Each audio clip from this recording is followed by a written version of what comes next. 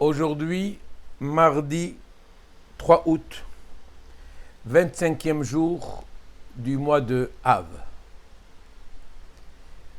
Tout d'abord, je voudrais souhaiter un très grand Mazal Tov à Amiel Ouazana. Si je me souviens bien, cette semaine, Parashat Re'eh, c'est la paracha de sa bar mitzvah. Donc automatiquement, c'est la semaine de son anniversaire, à qui je lui souhaite 120 ans, en bonne santé, et beaucoup de réussite dans toutes ses entreprises, dans le domaine matériel, ses études, et dans le domaine spirituel, la Torah et les mitzvot. Ensuite, je ne peux pas oublier non plus certaines personnes qui nous ont quittés pendant aussi cette période. Je voudrais faire allusion d'abord à M. Zdmadja, Chai Zdmadja, qui nous a quittés Rosh Chodesh Elul, je me souviens bien, Rosh Chodesh Elul, ainsi que je voudrais aussi rappeler la mémoire et les Ilui Nishmato, Jonas ben Yaakov ben Gozi, le fils de Jackie, qui nous a quittés malheureusement aussi pendant cette période, ce jeune homme. Ce jeudi soir se dérouleront l'année à Ashdod, où la famille y habite. Mes chers amis, ce Shabbat ne sera pas du tout un Shabbat comme les autres. D'abord, c'est Parashat Re'eh. Et les initiales de Re'eh, qui veut dire voix, regarde. Resh, Re'eh, regarde. Aleph, Elul, Ehe, Higia. Regarde, le mois de Elul arrive. Effectivement, ce Shabbat, avec l'aide de Dieu, ce sera Shabbat Mevarechim. Shabbat où nous annoncerons l'arrivée du mois de Elul, qui, comme vous le savez, ce sera 2 jours, dimanche et lundi. Ce mois-là, ce n'est pas un mois comme les autres, parce que pendant ce mois-là, comme je l'ai déjà dit auparavant, nous nous lèverons plutôt que d'habitude pour lire les Slichot, car c'est le mois de la Teshuvah, le mois où on doit se préparer aux fêtes austères, comme celle de Rosh Hashanah, jour du jugement, Yom Kippour, le jour du pardon, et toutes les fêtes qui vont arriver pendant le mois de Tishri, Hoshana Rabbah, Sukkot, Shmini Atzeret, etc. Donc, ce mois-là, le mois de Elul, c'est un mois de préparation, comme l'a fait d'ailleurs Moshe Rabbeinu, où qu'il était monté au mont Sinaï le début du mois de Elul, et il est resté au mont Sinaï pendant 40 jours en train de prier, en train de supplier l'Éternel pour qu'il puisse pardonner les enfants d'Israël de la faute si dramatique qu'ils avaient donc commis en faisant le veau d'or. Et c'est à la fin de ces 40 jours où Moshe a jeûné, où Moshe n'a pas mangé, où Moshe n'a pas bu. Le jour de Kippour, le 10 du mois de Tishri, que Akadosh Hu donc a pardonné. Donc c'est un mois propice pour que nous puissions nous rapprocher de Dieu, pour que nous puissions nous repentir et que nous puissions prendre de très bonnes décisions. Shabbat Re'eh, nous allons parler dans cette paracha évidemment de toutes les fêtes, une fois de plus. Nous allons évoquer les fêtes. D'ailleurs, c'est pendant Parashat Re'eh que nous lisons chacune des fêtes. Nous lisons une partie de la Parashat Re'eh. Nous allons parler aussi de l'obligation du Maaser, de l'obligation de donner le 10e que nous devons jusqu'à présent le faire pour les nécessiteux, pour sa communauté en priorité et pour ceux qui en ont besoin. Mais juste avant, je voudrais rappeler le premier pasouk, qui est très très très riche. Vous voyez, pratiquement tous les rabbins au monde, tous les cours que vous entendez, tous s'accrochent surtout au premier pasouk, pour nous dire, regardez déjà, le premier pasouk avant qu'on arrive au deuxième, combien il y a des mystères et combien nous pouvons apprendre. La Torah nous dit, et ce sont les recommandations que Moshe Rabbeinu nous fait pendant tout le livre de Devarim, avant de quitter ce monde. Re'e anochi noten lifnechem hayom beracha uklala. S'adresse à chacun d'entre nous en nous disant, regarde, je place devant vous, je vous donne aujourd'hui la bénédiction et la malédiction. La bénédiction, effectivement, im tishme'u el mitzvot, si nous écoutons, si nous suivons. Et la malédiction, si malheureusement nous n'écoutons pas et nous faisons malheureusement des choses interdites. C'était la suite du verset. Nous apprenons à partir de ce verset beaucoup de choses. D'abord, re'e, au singulier. Noten lifnechem, lifnechem devant vous, au pluriel. Tous les commentateurs se posent la question, pourquoi le pasouk commence au singulier et il finit donc au pluriel. Pour nous dire d'abord, on veut nous parler à chacun d'entre nous. Car très souvent, malheureusement, on se laisse séduire par les autres en voulant faire comme les autres. Or, nous avons, Baruch Hashem, aujourd'hui, un Shulchan Aruch, un Sefer, un livre, dans lequel il y a et existe toutes les halachot. Ne faisons pas ce que les autres font.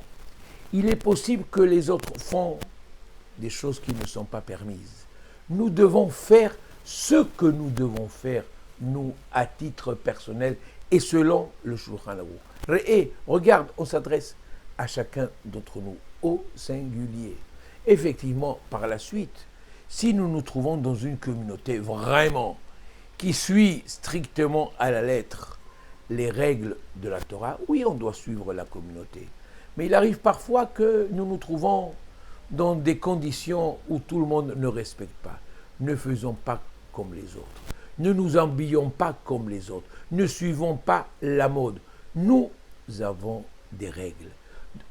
Dans tous les sens, depuis que nous nous réveillons le matin, jusqu'au moment de coucher, nous avons un programme. On se réveille, on lève les yeux, et la première des choses à dire, c'est quoi? Modé ani lefanecha. On doit se faire un étilatadim, etc. Nous sommes programmés toute la journée selon le Shulchan Aruch. Donc, c'est à chacun d'entre nous, on veut nous indiquer. Re'e anochi noten lifnechem hayom beracha uklala. Ce sont les extrêmes.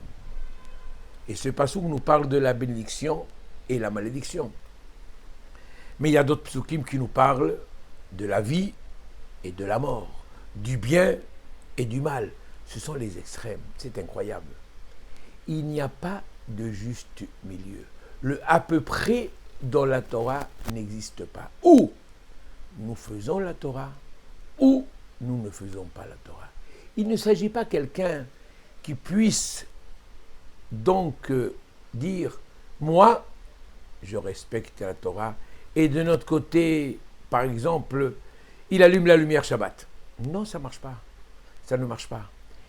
Le à peu près dans la Torah n'existe pas. Ou nous faisons, ou on ne fait pas. Nous faisons, nous méritons la bracha. Nous ne faisons pas, nous risquons de mériter donc le contraire. Ou l'un, ou l'autre. Il y a deux chemins à suivre. Il n'y a pas trois chemins. Il y a un, celui du bien, l'autre, celui du mal. Nous sommes donc, non, nous sommes appelés donc à suivre uniquement le chemin dans lequel nous avons donc la bracha. Hayom, aujourd'hui.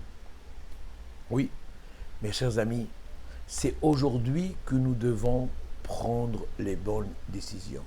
Il ne faut pas attendre demain. Imlo Arshav et Matai. Très souvent, on laisse pour le lendemain ce que nous devons faire aujourd'hui. Non, mes chers amis, aujourd'hui, Hayom Yom Hadin. Oui, c'est pendant ce mois de Elul que nous allons nous préparer. Nous allons nous préparer au jour du jugement. Vous imaginez combien de fois nous avons reçu des lettres disons, allez, une lettre des impôts. Et nous devons aller voir le percepteur pour essayer des explications. Combien nous préparons ce rendez-vous?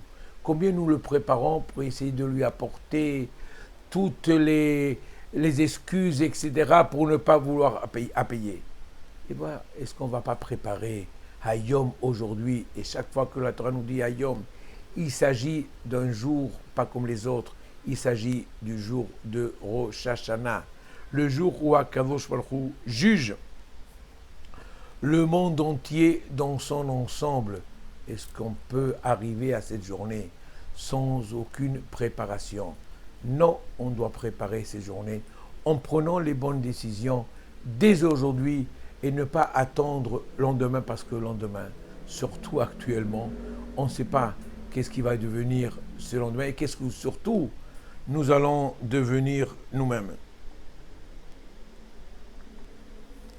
Ensuite, la Gemara nous dit, dans Brachot, page 33, quelque chose de très étonnant. En arut memit ela achet memit. Ce n'est pas le serpent qui tue, mais c'est la faute que nous faisons qui nous tue. Et la Gemara nous raconte effectivement une histoire, comment le serpent ne fait pas de mal. C'est les fautes que nous faisons qui nous font malheureusement du mal. Oui, de Akadosh Baruch Hu ne peut sortir uniquement que du bien. Oui, c'est vrai, il y a des épreuves dans la vie. Des épreuves, des petites, des moyennes, des plus grandes. Bref, il y a des épreuves. Mais toutes les épreuves que Dieu nous envoie, ce sont des épreuves pour que l'on puisse prendre conscience, et elles sont uniquement que pour notre bien. Donc, vous voyez bien, même à travers une épreuve, il y a aussi donc le côté positif qui doit donc ressortir. Effectivement, le Midrash nous dit, au début de cette paracha, cela ressemble à quelqu'un qui se trouve assis près de deux chemins. Le premier, effectivement, on voit les choses extraordinaires au départ, mais après, on risque de souffrir. L'autre, au contraire, au départ, ça va tout seul, mais après, on risque de souffrir, ou totalement le contraire.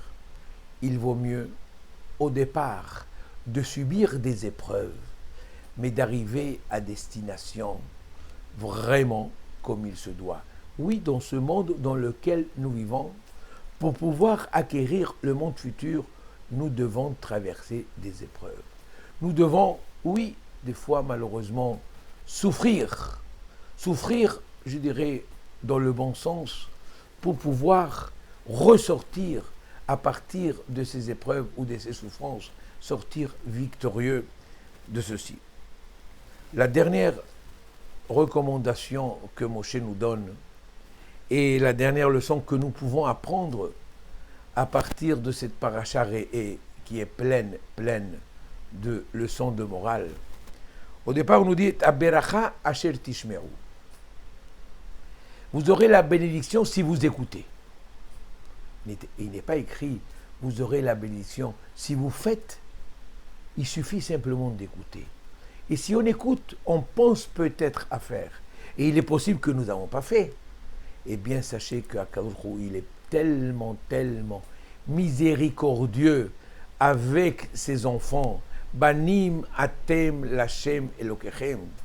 Il nous aime tellement qu'une bonne pensée que nous pouvons avoir, Dieu considère cette pensée comme si nous avons fait l'action. Le fait d'avoir suivi un cours, le fait d'avoir pensé à faire une bonne action et que malheureusement nous avons été empêchés de la faire, eh bien Akadosh Baruch Hu tient compte comme si nous avons fait donc cette bonne action. Et ceci nous l'apprenons d'où? Du début de la paracha, en nous disant Re'eh anochi noten lifnechem. Regardez, je place devant vous la bracha im tishmeu, si vous écoutez. Alors par contre, pour pouvoir être puni, il ne suffit pas de penser à vouloir faire du mal. Il faut faire le mal pour être donc puni, comme nous dit la suite du pasuk. Ve'akelala, et la malédiction, imlo tishmeaou, si vous n'écoutez pas, ve'sartem minaderer, et que vous vous détournez donc du droit chemin. Ça veut dire que vous faites donc la mauvaise action, et dans ce cas-là, nous sommes donc punis.